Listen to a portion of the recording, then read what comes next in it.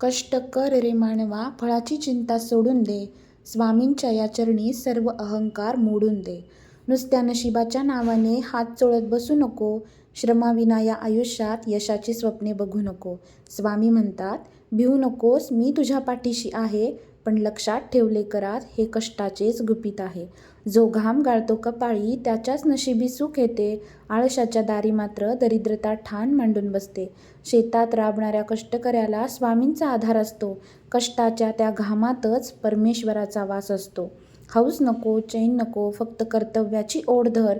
संकटाच्या डोंगरावर हिमतीने तू पाय धर.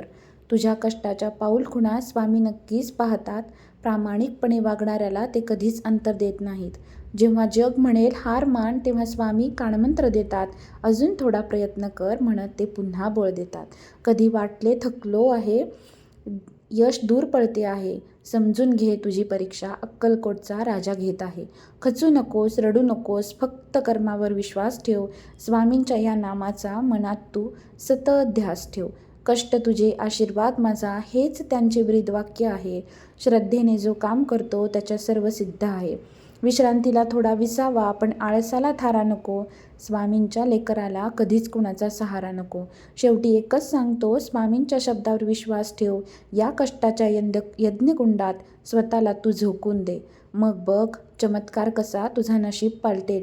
स्वामींच्या कृपेने तुझे सोन्याचे दिवसही येईल.